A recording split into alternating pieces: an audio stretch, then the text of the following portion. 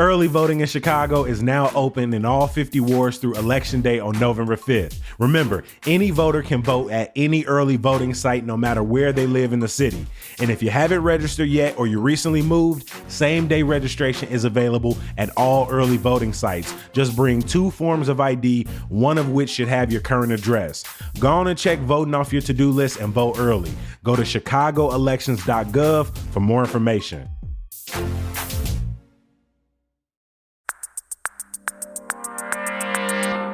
Today on CityCast Chicago, Mayor Brandon Johnson is set to give his budget address this week as the city stares down a nearly $1 billion budget gap for next year. And one word I can almost guarantee you gonna hear is pensions. Shoot, you probably already been hearing about Chicago's underfunded pension problem in the last few weeks. But what does that really mean? Well, it seems like a good time to revisit our conversation from last year with the professor who studies city pensions.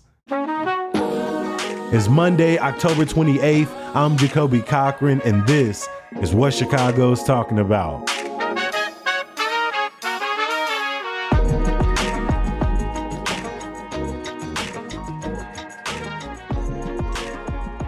I just want to give one last thank you again to everybody who became a member during our fall campaign last week. Y'all really showed up and showed out with your support, and we're truly extremely grateful. Thank you to all our members, long-term and brand new. And if you ain't get a chance to become a member, don't worry. You can join anytime at membership.citycast.fm.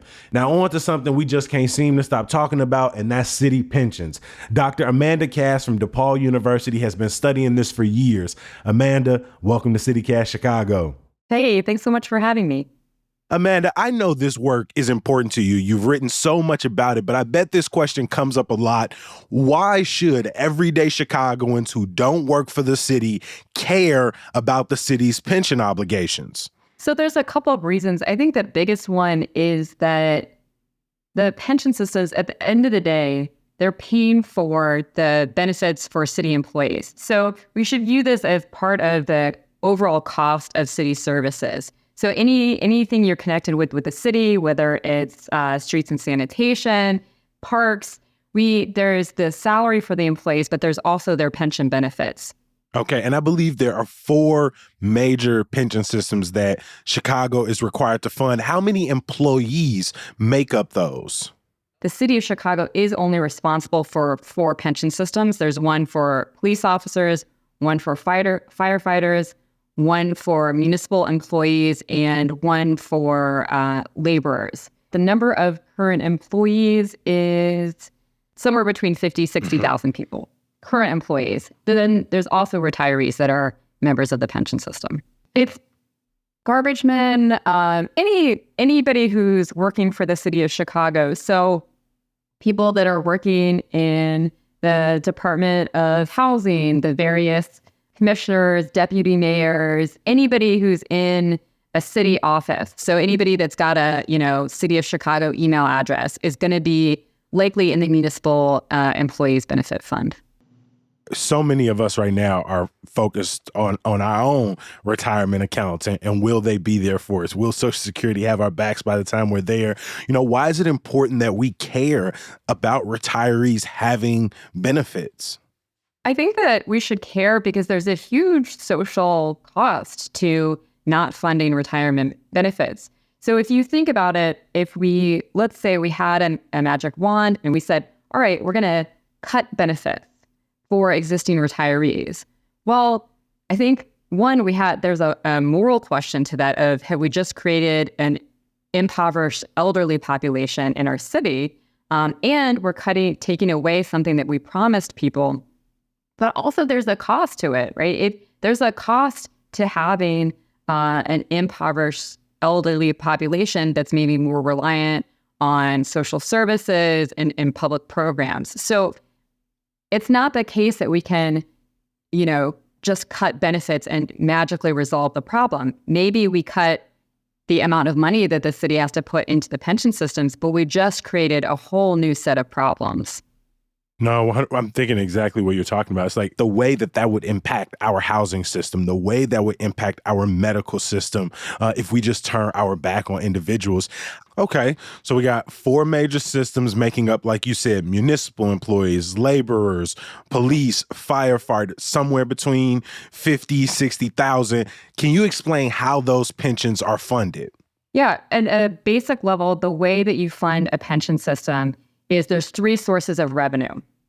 Money coming in from current employees. So as you're working, a portion of your salary goes into your pension system to pay for benefits when you retire. Money also comes in from your employer. In this case, the city of Chicago is the employer. Those two sources of money get pooled together and invested. And so it's the combination of employee, employer contributions and investment returns that's supposed to create a pot of money that's enough that when you retire, that pot of money pays out your benefit. When we say that pensions are underfunded, which I've been hearing for most of my adult life, how underfunded are they? What do we mean by that? So when we're talking about underfunding, first thing to know is that this isn't money that would ever get paid out all at once, right? There's people who are retired right now, but there's also people who aren't going to retire for another 20, 30 years. Underfunding means that the value of benefits, so the cost of retirement income to the value of assets, so money that we currently have in the bank.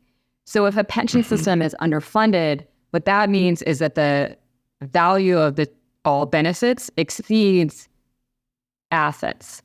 Understood. So for an entire pension system, if you need $100 to fund the people who are retired right now and the people who are working towards retirement right now, and you got $100 in the bank, you're fully funded. If you got anything less than $100, even if you're able to pay for the current people who are retired, you are underfunded. Exactly. And Chicago's systems right now, combined, the four systems, they're only about 24% funded. So using that example, or using $1, which is maybe more simple, if we've got $1 of the total value of benefits, we've only got 24 cents in the bank. Got it. And is that right now, we hear so much about crisis. Are we at a point where people who are retired and receiving benefits where they are looking up and they might not receive them? Or do we have enough money to pay for people who are currently retired or maybe retiring in the next couple of years? The systems have enough money to pay out the benefits. I think the rhetoric of crisis masks what are different issues. So there's a couple of different issues when we're talking about a pension system. One is about the solvency of the pension systems themselves, meaning, do they have enough money to send retirees their monthly checks? A crisis happens if the pension system completely runs out of assets and literally checks whole. We're not in that situation right now. That's a true crisis. On the flip side, when pension systems are underfunded, to increase their funding level, so to get from only 24% funded up to that 100%, it requires more money from the employer, which is the city of Chicago. That creates a budget crunch for the city's overall finances. And that's oftentimes what we're really talking about, is the pain point in the city's budget of increasing how much money they're putting into the pension systems. How much of city revenue goes to these four pension funds on a percentage base? As a percentage base, I don't know off the top of my head, but the city's total budget is about $16-17 billion, and the payment to the pension system is about $3 billion.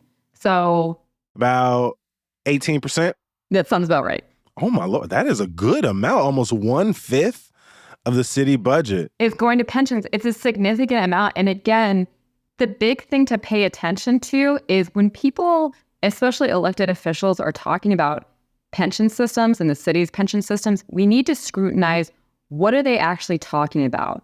Are they talking about the health of the pension systems themselves, or are they really talking about the city's budget or the state budget? And that's also what's gotten us into this problem, is that for decades, underfunding the pension systems was a way to resolve budget deficits.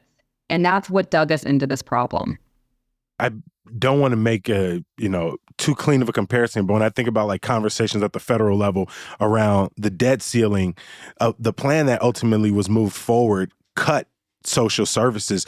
Is that the system we find ourselves in, where we're constantly pitting increased services in our communities against increased contributions to the pension fund?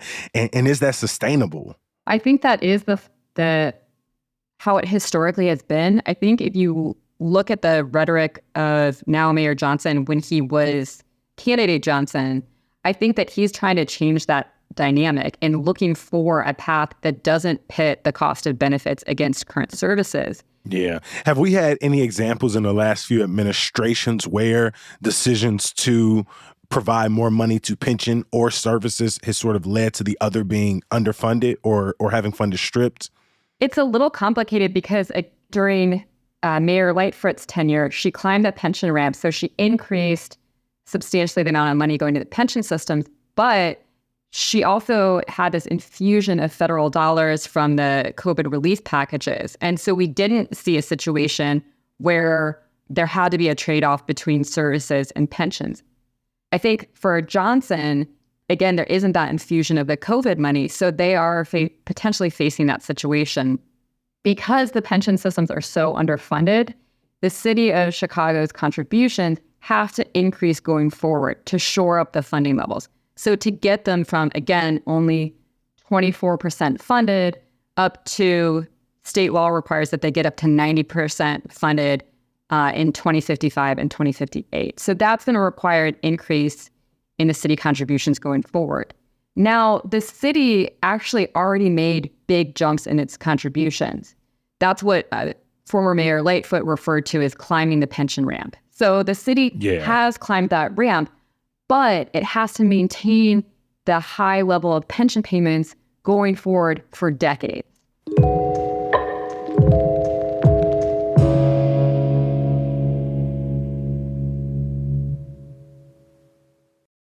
This episode is sponsored by BetterHelp. As we transition from the spooky season into the thankful season, my word of the day is gratitude.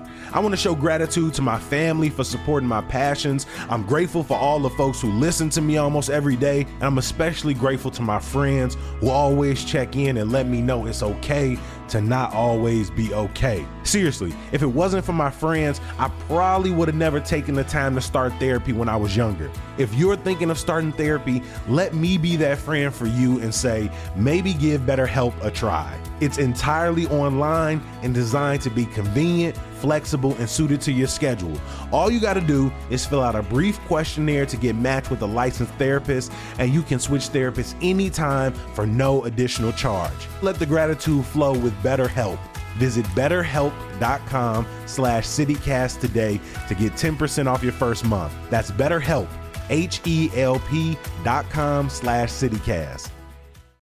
Why are the pensions so underfunded, especially with the amount of financial strain they put on the city? So for years, the amount of money that the city was putting into the pension systems had nothing to do with the financial health of the pension systems. So they were kind of divorced from one another. So what happened is unfunded liabilities are a form of debt. You can kind of almost think of it like credit card debt. You've got the original debt, and then it's going to snowball and grow from interest over time if you don't pay down that debt. So for years, the city of Chicago, the unfunded liabilities or debt to the pension system, it grew and grew and grew and grew and grew. Then we had the financial crisis, ballooned it even further. And so that's why they're so underfunded today.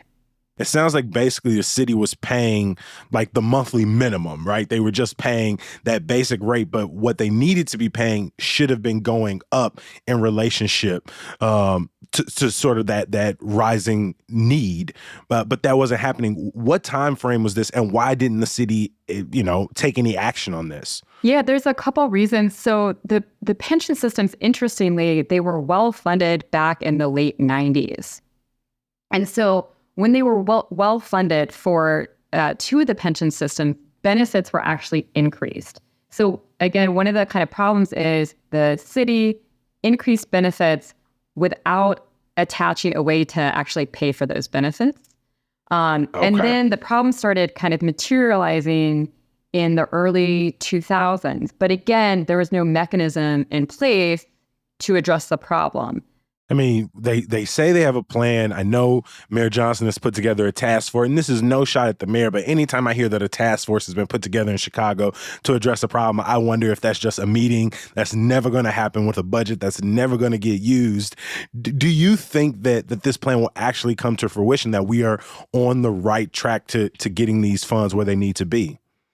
I think the commission actually makes a lot of sense, because one of the other concerns, which we didn't touch on, is that back after the last financial crisis, there was major legislation that cut benefits for new hires. They're in a reduced benefit tier that's referred to as Tier 2. And there's actually concern that the Tier 2 benefit level is so low that it violates a federal provision called the Safe Harbor provision. So there's concern that we need to actually increase the benefit level for people who are in Tier 2. What's the cost of fixing Tier 2? What's the risk that the pension systems are going to run out of money in the short term? And also looking at it holistically from the city's budget perspective of what payment level can the city make without substantially cutting services. I think it makes sense to have a commission to look at those three issues and try and come up with what's the best plan for Chicago going forward. I mean, the more I listen to you, Amanda, it sounds like Brandon Johnson is really facing a not only complicated, but a seemingly impossible situation. He doesn't have the COVID dollars, is trying to figure out how to raise revenues without raising property taxes around the city. And yet we still have to continue to contribute to the pension fund in an increased amount moving forward just to hit that goal.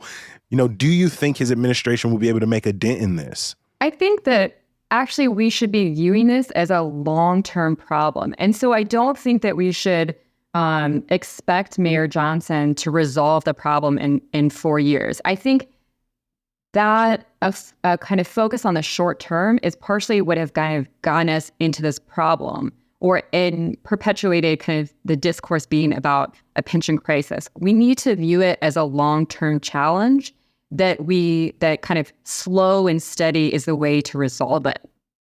I think it's so easy for people when they hear dates like 2055 or 2058 to think that number just sort of pushes this problem down the road. But the truth is that's the type of time we need to be thinking about these problems 30 years out. How do we create 30-year plans that can live across administrations, that can live across demographic shifts and changes in our city? But I feel like we just haven't been really prepped to think about that, even though I think every problem that faces our city, whether it's houselessness, whether it's trying to improve access to youth programs, addressing violence and environmental change, these are all 30, 40, 50-year projects. I think what you're saying, it not just about pensions, but these other problems that we have in this city, these are problems that are the result of decades of policy choices and decades of disinvestment.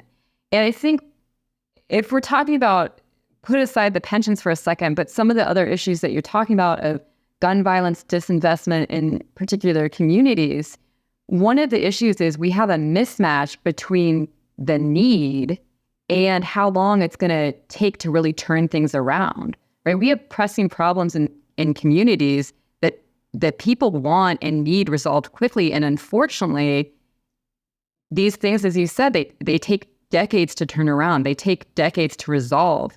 Well, Dr. Cass, I appreciate you not only being a fan of CityCast Chicago, but coming on to talk about one of the topics that, I'm going to be real, I was embarrassed to ask about. I was learning on my own, but I really needed somebody to come in and do an explainer, and I'm sure many of our CityCast listeners needed the same thing. So thank you so much for making time for us today. Thank you so much for having me.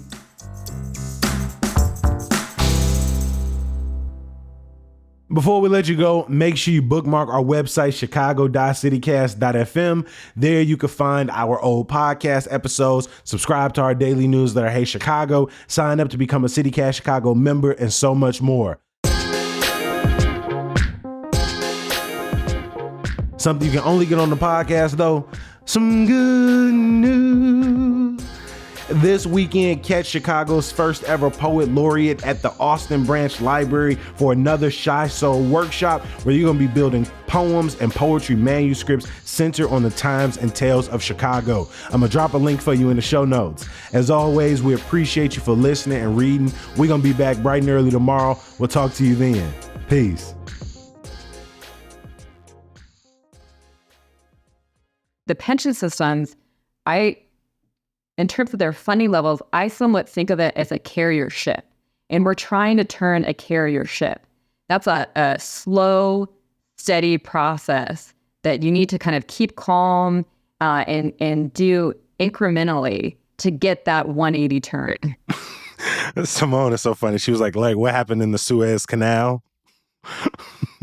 Yeah,